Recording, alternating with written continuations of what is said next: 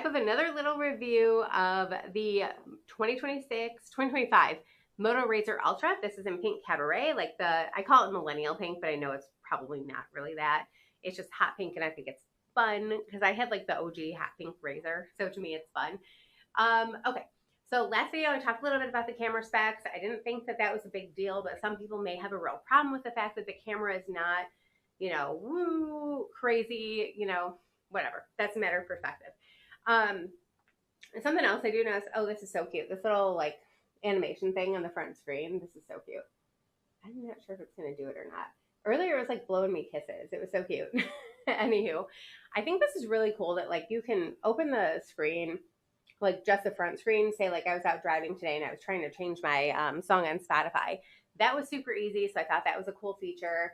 Then of course you can swipe up to camera, click on your photos, click on messages, calculator, maps, Gmail, little things that you can do without having to open the phone all the way. Calendar, I don't really exactly use my phone calendar for anything, so that's not really going to be something I can say much about here. The weather, of course, I need to know the weather earlier, and honestly, God, it was supposed to be raining and storming today. That did not occur. Lies. Otherwise, like dial pad, obviously that's a cool thing to have. Oh, here we go. Here's a little animation. Ah, there it is. It's blowing kisses. It's so cute. Okay, anywho. Other than that, so I got all the apps downloaded that I normally use. It's really not a ton. There's really only like a couple of social media apps, YouTube, of course, my email. It's finally on my phone again. It was off my phone for, I don't know, like almost a year because I got super lazy. I wasn't like checking my email. I really had no reason to, but now with like starting a particular type of business, I need to really like be responding to emails. I need to be really on top of things lately. So that's a whole different story. Now it's requiring me to be a little bit more diligent about checking email. Other than that, so apps like social media is social media. It's like all the same from like, in my opinion, from one phone to the next. I did see some, and I don't do this, but I did see some creators did say that like if you record in the apps, it doesn't look good. Like the video quality is very grainy. I have to check that out and come back with that kind of a review. Other than that, like, so getting all of your information over. Oh, this is so stinking cute. Gotta love that. Anywho, and so you are able to set it so that you can swipe out instead of those stupid, I hate those Android buttons. So instead I set like the motion so that I can swipe in and out of things. Go up, get all of your apps that you use. Pretty easy peasy getting signed into everything as long as you know your passwords and whatever. Pinterest I use a lot. That totally fine. Peacock streaming was the same as on iPhone. It all looks like the same video quality to me. I didn't notice any difference. Let's see. All my usual shopping, all that stuff. WhatsApp, that was fine. Ticketmaster, StubHub. Then you go up here and it seems like it, like, I guess Android will say, I was going to say Google. Android seems to put like your, I guess, last or recently used apps right there, which I thought was pretty cool. It comes with a few things preloaded. Obviously, you can take those off if you don't need them. And then the Google product suite. So you got like everything that you might need with Google if you're a Google person. I'm not really, but now I'm learning how to be, if that makes sense. Overall, after 2 days of using, I think that this is a very nice phone to have. I really do like the flip feature, obviously. I think the camera's fine. The screen quality looks great to me. But again, I'm not like a super techy person. I'm not someone to like measure screen metrics, lag time, none of that stuff. But I don't feel like we have like a big lag, especially if say like you close and then you open. I feel like it's immediately illuminated and ready to go. If you're not aware, Android does not use Face ID. It actually uses like a biometric. So this is unlocking with my fingerprint, or you can set it for like a 4-digit PIN number, whatever works for you. Of note, and this thing actually, this kind of, I wasn't thrilled about this, but it still was not a deal breaker, in that Android phones are generally not MagSafe. I don't know that any of them are. I would have to look that up or maybe like research whatever phone it is you're looking for. So what I ended up doing was, and this only cost me $10 to buy a MagSafe case on Amazon.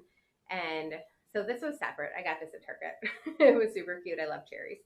Um, get the MagSafe case. This was 10 bucks. They have tons of different colors, designs, all that stuff. Snap it right on. And then, of course, got a cherry MagSafe pop socket. Problem solved. Super cool. And then, like, I don't feel like it's a big idea. It's no different than, like, except that my iPhone screen was a little bit smaller, but it's no different, like, scrolling around and doing all the normal things that I would. Okay, one other really cool thing I was going to show you is text messaging.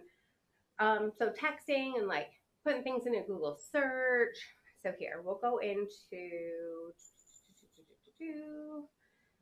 here. Okay. I'm just looking for something I can like easily type in. Okay. So opening up Google, this is just like your Google homepage. Type in here. So type in Target, like this swipe to text thing, I think is really cool. And I feel like it actually works a bit better than iPhone. Lately, I was having, in these past couple months since this last Apple update, I was having a lot of trouble texting. I felt that every time I was texting, the keyboard was not what I was used to, and it was actually like really pissing me off. And then like the whole like swipe thing, like, hey, get there, like the whole swipe to text that they have on Apple was also not that great and highly inaccurate. So that was another thing that was really getting on my last nerve. I almost feel like this last Apple update that was done, I can't remember, I think it was like, what, December, January? I'm not really sure. That was like, I'm beyond sick of this phone. Like, that is enough. This has to go. And the more deep diving I started doing on like the pink Razr, I was like, oh my God, wow, this is so cute.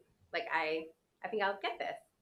So, if you are in the market for the Razr Flip, I would recommend, if you don't want to go through like your like service provider, like I have T-Mobile, for instance. For what I wanted, the Razr Ultra, it would have been around $1,400 something after like the activation fees and all that stupid stuff. Whereas I bought this directly from Motorola for $800 instead. So I'd highly recommend, keep your eye on the Motorola website. Take a look at like even like used ones. If it's less than a year old, maybe. I personally, obviously I've only been using it for 2 days, but as you can see, you may or may not be able to see like the crease in there. There are people online that have reported issues with that, with like white lines or like with this main screen going out. I've only had it 2 days. This seems like relatively durable. I don't feel like this is going to be a problem to use over at least like a 1 to 2 year period of time. That's about the time that like I would keep a phone anyway, about give or take 2 years. It depends. Like as far as like, you know, if the battery's holding up, the functionality is great, I'll keep it as long as I can. But that is just something to be aware of. Maybe do some research about that too if you're unsure about getting this phone. Overall, so far, I really love it. I don't regret switching from Apple to Android. There are a few things, few little nuances, few differences that I'm getting used to. Obviously, another thing is that the emojis look different. And that really doesn't bother me. I feel like I have the same, if not more, of a selection of emojis to choose from. And I don't really care if they look different. They don't appear different on iPhones when someone with an Android sends them, as far as I know. Oh yeah, other than that, okay. So find my features on Apple. So I have a family of 4, I have 2 kids, my husband. So we all have location sharing. And now with an Android, nobody's gonna know where I'm at and I will not know where they at. So that is one thing that, like, obviously there's like third-party apps that is a workaround for that if it's a big deal for you. For me, I don't really care. I'm not really, up in arms about it. It's not a big deal for me. But again, do your own research, make sure this is the right thing for you. And let me know what other questions you have, and I'll be back with more updates.